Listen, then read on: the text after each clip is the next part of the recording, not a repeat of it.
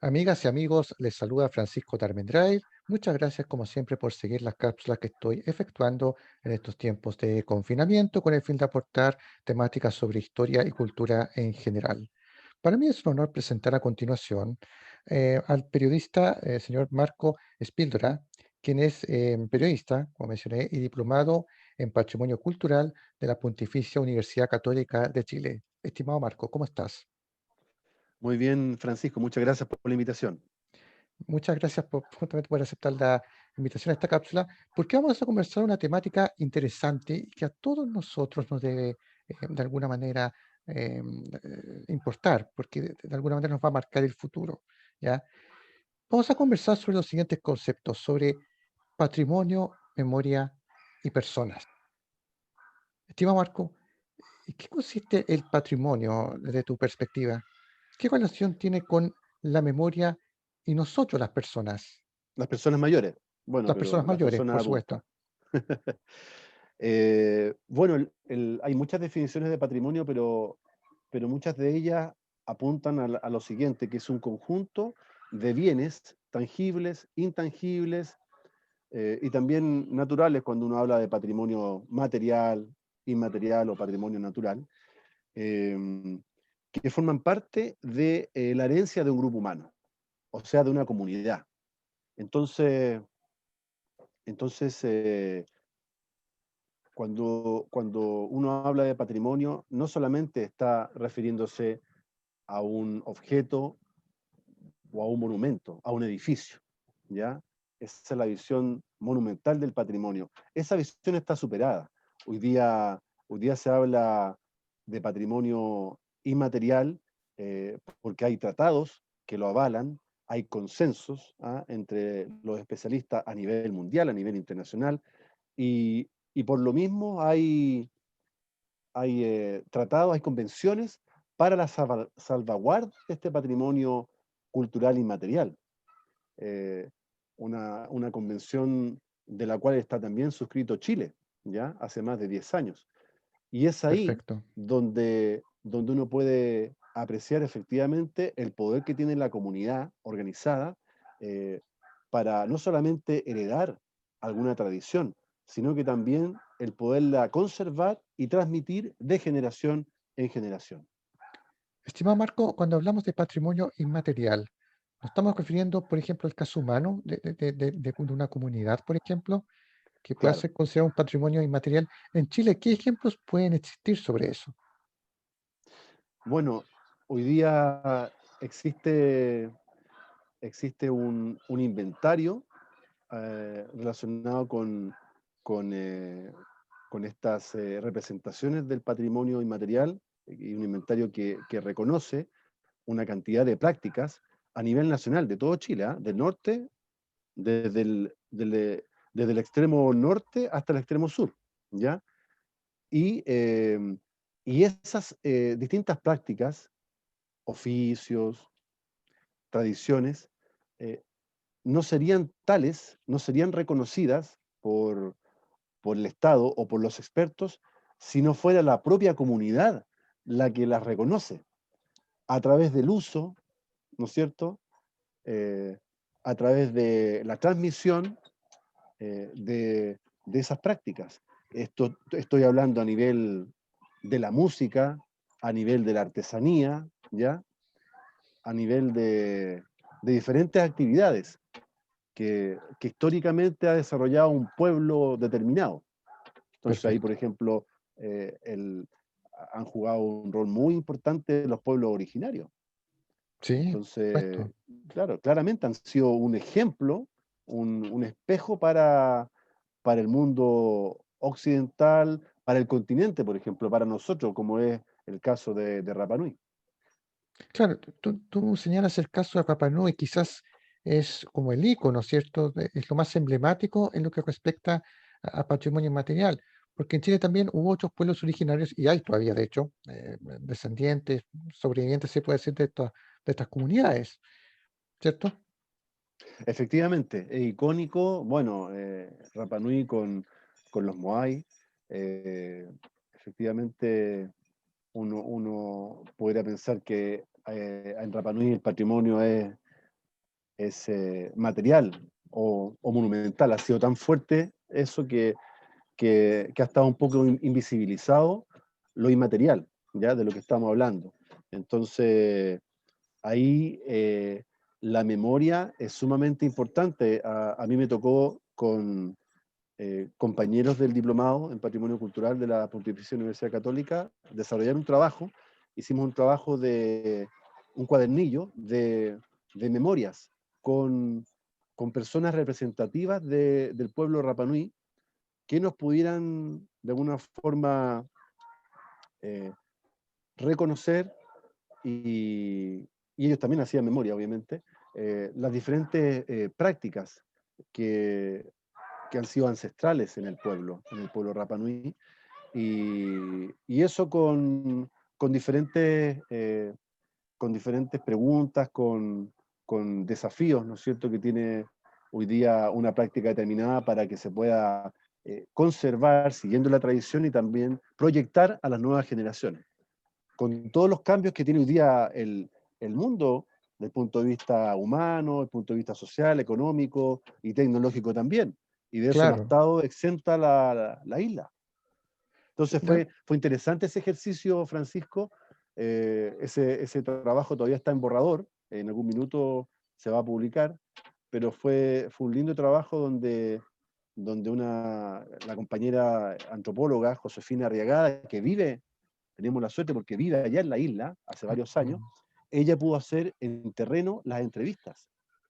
Entonces pudo hacer el cara a cara, y además que ella tiene también un conocimiento de la lengua, que es una, por ejemplo, perfecto.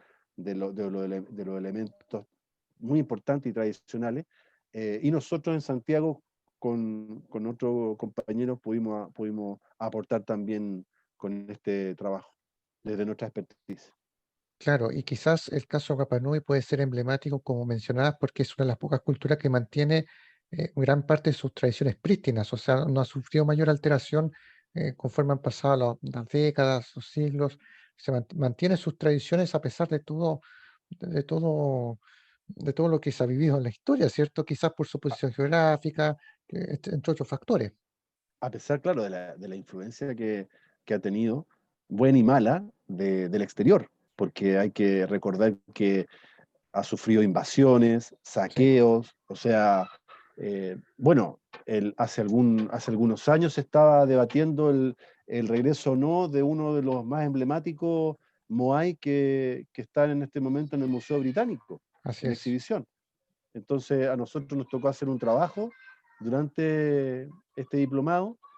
Hicimos un debate con compañeros que estaban en la posición de, de traerlo de vuelta y nosotros defendíamos la posición de no traerlo de vuelta, ¿ya?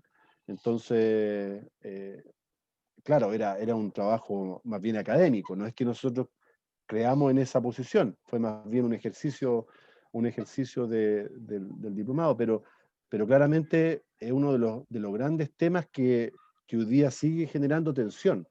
Hay muchas tensiones en el, en el pueblo hoy día Rapa Nui. Bueno, y en el contexto de la pandemia, yo creo que todos nos hemos tensionado. También el patrimonio se ha tensionado. O sea, yo creo que hoy día el patrimonio sigue siendo frágil. Yo creo que el patrimonio está en crisis. La fragilidad del patrimonio se ha visto, se ha visto hoy día más evidente que nunca durante la pandemia.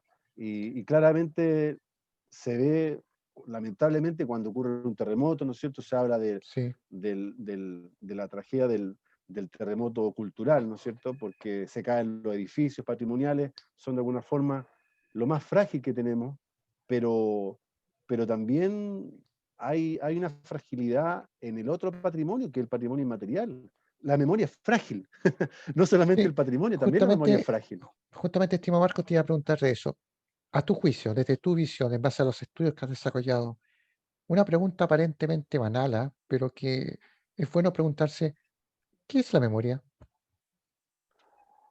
Mira, la memoria también hay diferentes definiciones, pero tiene tiene mucha relación con el envejecimiento, a propósito de las personas mayores, que es una construcción social, ¿ya? La memoria es una construcción social. Entonces, eh, este ejercicio no es lo mismo, el ejercicio de la memoria, no es lo mismo hacerlo solo que hacerlo en un colectivo. Entonces, Claro, cuando es un colectivo el que hace el ejercicio de rescatar, conservar y difundir un oficio, una práctica o una tradición, claramente es un trabajo de construcción social. Ahí hay un trabajo de memoria. Y hoy día en muchas manifestaciones se ha visto destacado ese trabajo. Por ejemplo, hubo un grupo de profesionales que realizó una iniciativa que tú conociste cuando hicimos el conversatorio el año pasado, sí, que se llamó Bordados para remendar el dolor. Y, y claro, tenía que ver con la memoria de las personas que habían fallecido durante la pandemia, ¿ya? Entonces era como un homenaje, se invitaba a hacer un homenaje a través de lo textil a las personas que habían fallecido. Y una de las involucradas partió con esta idea porque su padre había fallecido de COVID. Entonces, una manera de, de homenajearlo, de tributarlo, era a través de esta invitación que ha sido colectiva, porque han sido, entiendo, decenas y cientos de personas que han participado de esta iniciativa. Claramente es un trabajo de memoria, notable, claro, tú notable. acabas de mencionar un punto muy importante que es que tiene que ser trabajado de manera colectiva, no es algo individual la memoria. Y también mencionaste el tema de que se está viviendo una crisis, bueno, a propósito de la pandemia ha dejado al descubierto varios problemas o agudizado algunos asuntos. ¿Cómo se puede relacionar la contingencia actual con el tema de la memoria? Diste Yo creo recién como un que, ejemplo, pero si pudieran sí, dar, yo creo que es una invitación, yo creo que es una oportunidad. Eh, fíjate que, fíjate que, si bien es cierto, hay muchas iniciativas como la que te mencioné, se han hecho por parte de por ejemplo, la Universidad de Chile, creó una iniciativa para poder recopilar historias, ¿ya? No solamente historias habladas, sino que también objetos asociados a la pandemia, artefactos, en fin, diferentes tipos de acciones, de manifestaciones. Eh, y también ha habido otras iniciativas asociadas justamente a lo textual, a recopilar relatos de las personas mayores, por ejemplo, de cómo han vivido el confinamiento. Eso es un trabajo también de memoria. Probablemente eso va a terminar en un libro, digital o impreso. Eh, pero también yo decía que era una invitación y es una oportunidad eh, para un trabajo interior, para un trabajo que hagamos nosotros en nuestras casas. Yo he dicho, y esto no es creación mía, pero se lo escuché a un especialista, que las personas mayores muchas veces que viven en nuestras casas son la biblioteca que no consultamos, una claro, biblioteca viva, ¿ya? Entonces, entonces hoy día, la biografía tuya, la biografía mía, puede construir la historia de no solamente de una familia, o reconstruirla y proyectarla, sino que también la de un edificio, de una comunidad, la de un pueblo, la de un barrio, la de una ciudad y la de un país. Si juntamos todas esas biografías, hacen la historia de un país, una gran biografía. Y yo creo que la invitación que nos ha dado la pandemia es para mirar nuestro interior, nuestro propio patrimonio, y hacer memoria con nuestros orígenes, de dónde venimos, quiénes somos, hacer ese ejercicio intergeneracional, porque eso es lo interesante. Así como los más jóvenes tienen habilidades con la tecnología, pueden efectivamente vincularse con sus padres, con sus abuelos, o con sus mayores, o con sus vecinos, para hacer un intercambio. Y, por ejemplo, aprender de la resiliencia de las personas mayores que han demostrado en esta pandemia, pero que siempre la han tenido, en el terremoto del año 60 en Concepción, ¿ah? En el terremoto del año 85 en Santiago, en inundaciones, en pérdidas familiares, de todo tipo. Eh, y las personas mayores también pueden aprender de los más jóvenes, porque también la sabiduría, muchas veces se habla de los mayores, no es monopolio de los mayores. También hay niños sabios. De los niños, de nuestros hijos o sobrinos, también podemos aprender de su sabiduría, y de los más jóvenes ni hablar. Entonces ahí se puede producir para un intercambio patrimonial e intergeneracional que nos puede dar esta pandemia. Mencionaste un punto muy importante que el confinamiento de alguna manera ha permitido esta canalización, ¿verdad? De esta retroalimentación que, que, que, que se puede dar. Y la tecnología también ha ayudado en esto. Esto mismo que estamos haciendo ahora, por ejemplo, esta conversación vía plataforma Zoom. ¿Crees que esta tecnología permitió justamente ahondar en esto? ¿De reencontrarse?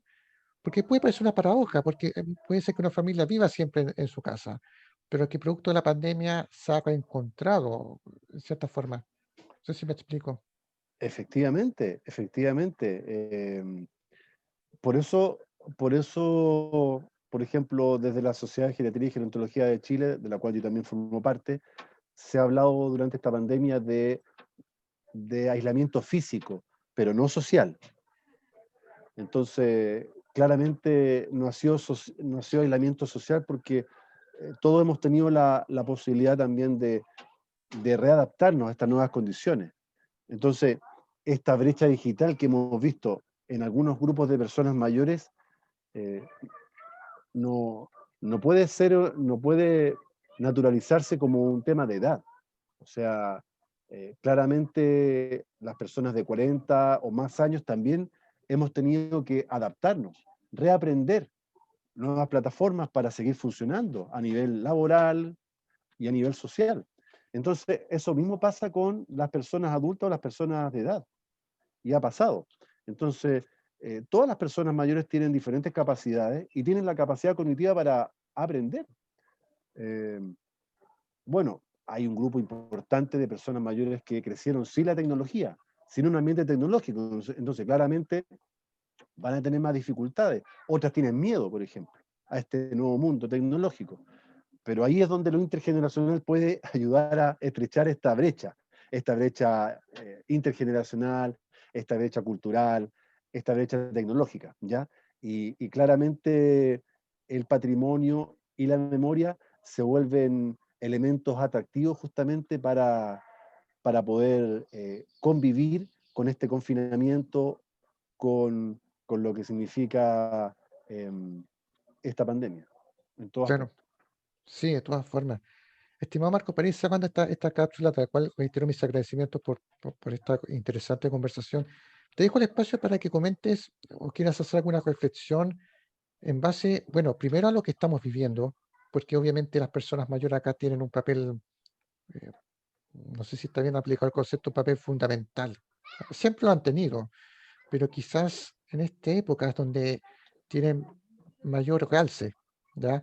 Mayor realce de quererlos más quizás, de valorarlos más en estos tiempos de... No solamente hablo por el peligro de que se contagien del COVID, no me refiero solamente a eso, me refiero en general.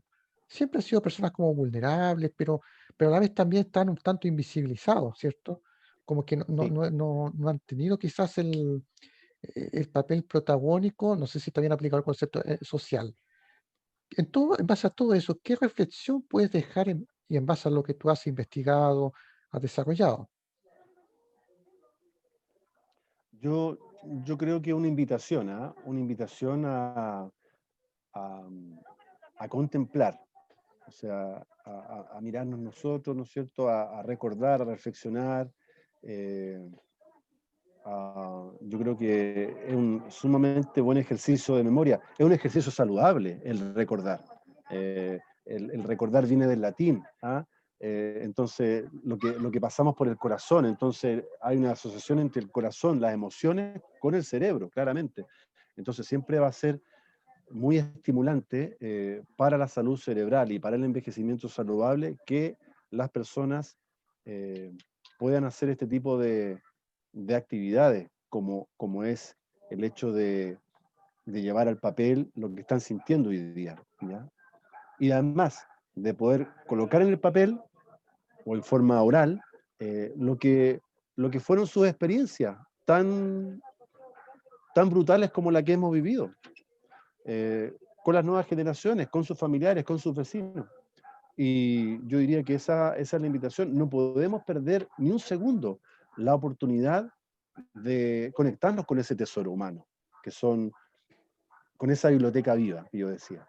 No podemos perder un minuto.